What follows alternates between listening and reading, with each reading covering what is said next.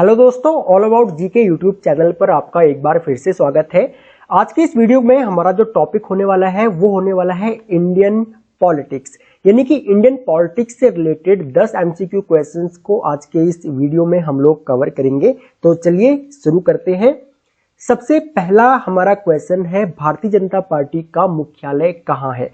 हम लोग यहाँ पे बीजेपी से रिलेटेड क्वेश्चंस दो तीन क्वेश्चंस हम लोग यहाँ पे रखेंगे। उसका कारण ये है क्योंकि अभी जो सिटिंग गवर्नमेंट है, सेंट्रल गवर्नमेंट है हमारी, वो बीजेपी है। तो आप लोग ये मत समझना कि हम लोग किसी पर्टिकुलर पॉलिटिकल पार्टी को यहाँ पे फेवर करके उसके ज्यादा क्वेश्चंस हम लोग यहाँ पे रख रहे हैं, ऐसा कुछ भी नहीं है। ठीक है, यहाँ पे सिटिंग गवर्नमेंट अभी बीजेपी है सेंटर में, इसलिए मोस्टली जो क्वेश्चंस यहाँ पे दो तीन क्वेश्चंस आएंगे बीजेपी के, तो वो इसलिए हमने यहाँ पे रखे हुए हैं।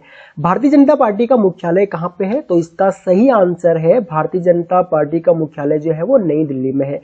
2019 में जब बीजेपी जीती थी तो आप लोगों को पता होगा, अमित शाह और नरेंद्र मोदी, ये दोनों ही नई दिल्ली जो इनका हेड ऑफिस है वहां पे इन लोगों ने जनता को संबोधित किया था। उसके बाद सेकंड जो क्वेश्चन है हम लोगों का वो ये है कि भारतीय जनता पार्टी की स्थापना कब हुई थी। ये बहुत ज्यादा इंपॉर्टेंट क्वेश्चन है। भारतीय जनता पार्टी हो गया, जनसंघ हो गया, ये दोनों जो पॉलिटिकल पार्टीज, जनसंघ तो थी लेकिन भारतीय जनता पार्टी जो है, इनसे रिलेटेड क्वेश्चंस काफी आ सकते हैं, इनका आपने ध्यान देना है। भारतीय जनता पार्टी की स्थापना हुई थी दोस्तों 6 अप्रैल 1980 को। तो इसका आंसर क्या होगा, इसका आंसर होगा 6 अप्रैल 1980। बहुत से लोग ये समझते हैं कि भारतीय जनता पार्टी भी आजादी के टाइम से ही है, तो भारतीय जनता पार्टी आजादी के टाइम से नहीं है। ये 6 अप्रैल 1980 में बीजेपी बनाई गई थी। उससे पहले बीजेपी जनसंघ हुआ करती थी, मतलब कि जनसंघ एक पार्टी थी। जनसंघ से ही बहुत सी पार्टियां निकली, बहुत सी राजनीतिक पार्टियां, जब जनसंघ टूटा तो उसमें से ही एक बीजेपी भी निकली थी। और भी बाकी पॉलिटिकल पार्टियां थी, उनके बारे में हम लोग आने वाले कभी किसी और वीडियोस में डिस्कस करेंगे। तीसरा जो क्वेश्चन बनता है हमारा वो है, भारतीय जनता पार्टी का चुनाव चिन्ह क्या है। ये बहुत ही सिंपल सा क्वेश्चन है, तो इसका जो आंसर होगा वो होगा कमल का फूल। यहाँ पे मैंने इसका सिंबल दिया हुआ भी है। फोर्थ क्वेश्चन देखो यहाँ पे अब आ गया कि भारतीय जनसंघ की स्थापना कब हुई थी। भारतीय जनसंघ भी एक पॉलिटिकल पार्टी ही थी, लेकिन ये 1980 के आसपास जनसंघ टूट गया। तो जनसंघ टूटने के बाद एक तो बीजेपी बनी, उसके अलावा और भी बहुत सी पॉलिटिकल पार्टीज बनी थी, तो उनमें से ही एक बीजेपी भी थी, जो कि मैं थोड़ी देर पहले आप लोगों को बता रहा था। तो जनसंघ की स्थापना हुई थी दोस्तों 21 अक्टूबर 1951 में। ठीक है, तो इसका सी राइट आंसर होगा। जब कांग्रेस तो आजादी से पहले से ही थी, लेकिन जब इलेक्शन होने थे देश में तो उस टाइम पे जनसंघ ने भी यहाँ पे पार्टिसिपेट किया था। ठीक है, जो हमारे अटल बिहारी वाजपेयी हो गए और लाल कृष्ण आडवाणी हो गए, ये सभी जनसंघ के ही नेता थे। ठीक है, और मुलायम सिंह हो गए, ममता बनर्जी हो गई, ममता बनर्जी कांग्रेस में भी थी, और उसके अलावा लालू यादव हो गए, ये सभी जनसंघ के नेता हैं। ठीक है, जनसंघ से उसके बाद टूट करके इन लोगों ने अलग अलग जो पॉलिटिकल पार्टीज बनाई थी। पांचों क्वेश्चन आता है हम लोगों का, आम आदमी पार्टी की स्थापना कब हुई। क्योंकि आम आदमी पार्टी इस टाइम पे काफी न्यूज में है, क्योंकि इन लोगों ने काफी कम टाइम में एक अच्छा मुकाम हासिल किया है पॉलिटिक्स में, तो इसलिए इनके भी क्वेश्चंस या फिर इनसे रिलेटेड क्वेश्चंस भी आ सकते हैं। तो इस क्वेश्चन का आंसर होगा 26 नवंबर 2012। ठीक है, तो 26 नवंबर 2012 में आम आदमी पार्टी की स्थापना हुई। ये इनके जो संस्थापक थे वो हैं वो अरविंद केजरीवाल हो गया, प्रशांत भूषण हो गए, और एक दो लोग जैसे कि आपका कुमार विश्वास हो गए।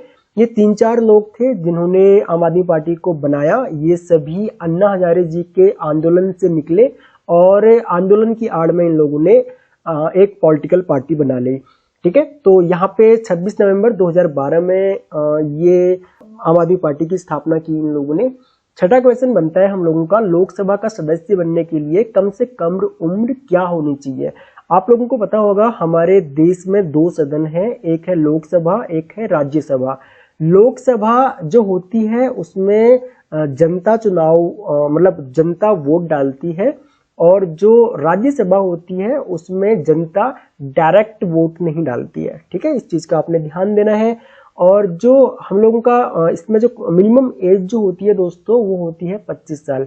अगर आपकी एज 25 साल से ऊपर है तो आप लोग लोकसभा का चुनाव लड़ सकते हो। ठीक है, अगला क्वेश्चन सेम यहाँ पे राज्यसभा, जैसे कि मैंने आपको बताया कि लोकसभा और राज्यसभा दो सदन है हमारे देश में। तो राज्यसभा का सदस्य बनने के लिए कम से कम जो उम्र है वो 30 साल है दोस्तों।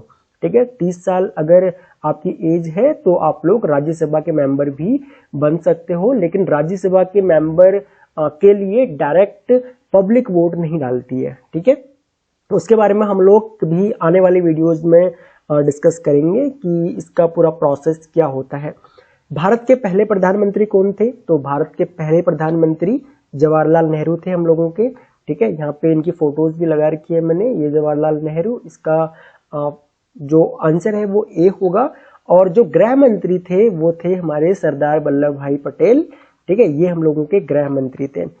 ओके, तो उसके बाद जो हमारा लास्ट क्वेश्चन बनता है जीके का, वो है कि भारत के पहले शिक्षा मंत्री कौन थे। ठीक है, आप लोगों को पता होगा गृह मंत्री कौन थे और प्रधानमंत्री कौन थे, लेकिन पहले शिक्षा मंत्री कौन थे? तो पहले शिक्षा मंत्री थे दोस्तों मौलाना अब्दुल कलाम आजाद।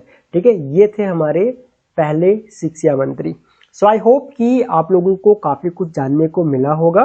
फिर भी अगर आप लोगों का कोई भी डाउट हो इस वीडियो से रिलेटेड, या फिर अगर आप लोग किसी पर्टिकुलर टॉपिक पे एमसीक्यू क्वेश्चंस चाहते हैं तो आप लोग वीडियो के नीचे कमेंट कर सकते हो। सो इस वीडियो लेक्चर में इतना ही। Thanks for watching. मिलते हैं अपने नेक्स्ट वीडियो लेक्चर में।